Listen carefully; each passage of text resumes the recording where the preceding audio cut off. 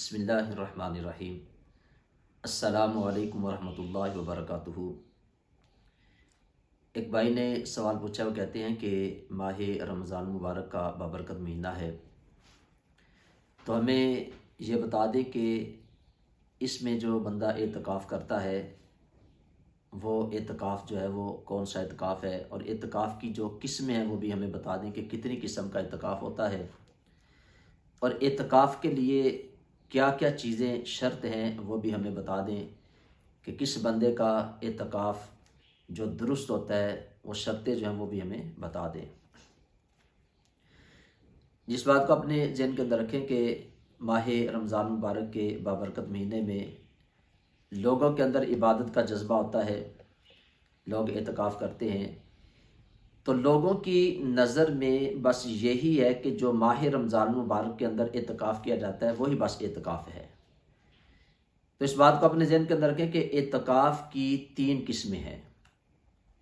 ایک اعتکاف واجب ہے، ایک اعتکاف وہ سنت ہے، اور ایک اعتکاف وہ نفل اعتکاف ہے۔ اب واجب اعتکاف کون سا اعتکاف ہے؟ اگر کوئی بندہ کوئی منت مانتا ہے کہ یہ میرا کام ہو جاتا ہے تو میں اللہ رب العزت کی رضا کے لیے اعتکاف کروں گا، وہ بندہ 1 دن کے اعتکاف کی نیت کرے، وہ 2 دن کے اعتکاف کی نیت کرے، یا اس سے زیادہ کی وہ نیت کرتا ہے، تو اس بندے کا جب وہ کام پورا ہو جاتا ہے تو اس بندے پر اعتکاف جو ہے وہ واجب ہو جاتا ہے۔ اب اس بندے نے وہ اعتکاف کرنا ہے، تو اب اس کے لیے جو واجب اعتکاف ہے اس کے لیے روزہ رکھنا بھی شرط ہے۔ یعنی مثال کے طور پہ اس نے 1 دن کا اعتکاف کرنا ہے، یا 2 دن کا کرنا ہے، یا 10 دن کا کرنا ہے، تو جتنے دن اس نے اعتکاف کرنا ہے اتنے دن اس بندے نے روزہ بھی رکھنا ہے۔ تو یہ ہے واجب اعتکاف۔ اور دوسری جو قسم ہے وہ ہے سنت اعتکاف، جو ماہ رمضان مبارک کے آخری عشرے میں، یعنی 20ویں روزے والے دن مغرب سے پہلے پہلے اس بندے نے جس نے اعتکاف کرنا ہے وہ مسجد کے اندر حاضر ہو جائے گا، اور پھر جب عید کا چاند نظر آئے گا، چاند نظر آنے کے بعد پھر وہ مسجد سے باہر آئے گا۔ تو یہ سنت مؤکدہ علی الکفایہ یہ اعتکاف ہے۔ اب علی الکفایہ کس کو کہتے ہیں کہ اگر کوئی بھی بندہ پورے علاقے میں سے ایک بندہ بھی اگر اعتکاف کر لیتا ہے تو باقی علاقے والے جتنے بھی لوگ ہیں وہ سارے کے سارے بری ذمہ ہو جاتے ہیں، اور اگر کوئی بندہ بھی اعتکاف نہیں کرتا تو پھر سارے علاقے والے لوگ، سارے شہر والے لوگ جو ہیں وہ گنہگار ہوتے ہیں۔ اب مساجد کے اندر اعتکاف جو ماہ رمضان مبارک کے اندر کیا جاتا ہے یہ سنت مؤکدہ علی الکفایہ ہے۔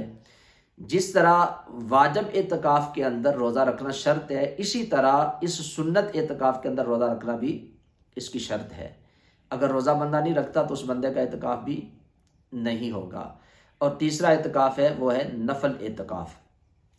نفل اعتکاف جو ہے، آپ جب بھی مسجد میں جاتے ہیں، یعنی فجر کی نماز پڑھنے کے لیے جاتے ہیں، ظہر کے لیے جاتے ہیں، عصر کی نماز کے لیے، مغرب کی نماز کے لیے، عشاء کی نماز کے لیے، یا ویسے مسجد کے اندر آپ جاتے ہیں، تو جب بھی آپ مسجد میں داخل ہوں تو مسجد میں دایاں پاؤں رکھتے ہوئے مسجد میں داخل ہوں اور مسجد کی دعا پڑھیں، اللہم افتح لی ابواب رحمتک، اور ساتھ ہی آپ نیت کریں نویت سنت الاعتکاف۔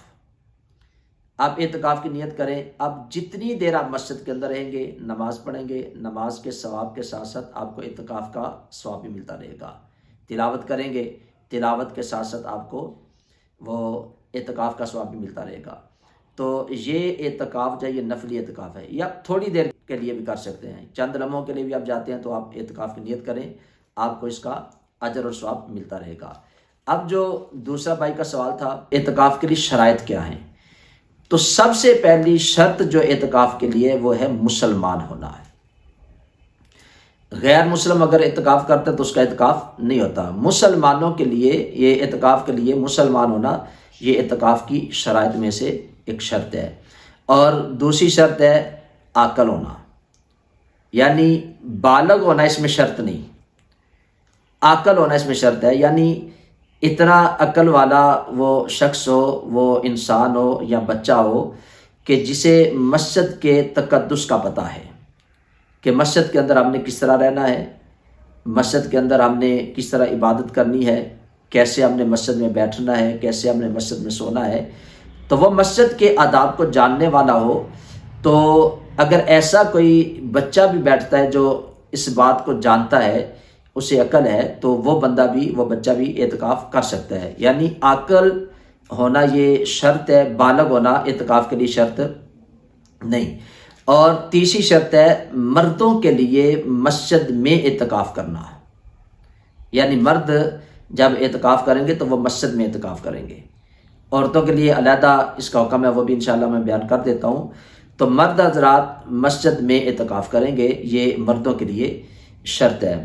اور چوتھی شرط اس میں ہے کہ روزہ رکھنا. جو سنت موقدہ علی الکفایہ ہم اعتکاف کرتے ہیں مسجد میں، اس کے لیے روزہ رکھنا بھی شرط ہے.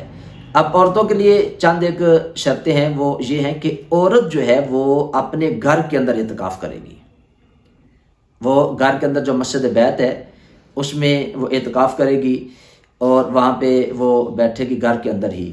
اور دوسرا اس کے لیے یہ شرط ہے کہ عورت پاکی کی حالت میں ہو، حیض و نفاس سے وہ پاک ہو. تو وہ پاکی کی حالت میں جب ہوگی تو اس وقت وہ اعتکاف کر سکتی ہے، ناپاکی کی حالت میں اعتکاف نہیں ہوگا. اور تیسری شرط ہے کہ وہ اگر شادی شدہ ہے تو اپنے شوہر سے اجازت لے، اپنے شوہر کی اجازت کے ساتھ وہ بیٹھے. اگر شوہر اجازت نہیں دیتا تو پھر وہ اعتکاف نہ کرے. اگر وہ شوہر کی اجازت کے بغیر اعتکاف کرتی ہے تو وہ گنہگار ہوگی. تو شوہر کی اجازت سے اعتکاف کرے گی. اور اگر وہ شادی شدہ نہیں تو پھر وہ اپنے ولی وارث سے اجازت لے. اگر اجازت مل جاتی ہے تو پھر وہ اعتکاف کرے گی. یعنی عورت جو ہے وہ اپنے گھر کے اندر جو مسجد بیت ہے اس میں اعتکاف کرے گی. تو مرد جو ہیں وہ مسجد کے اندر.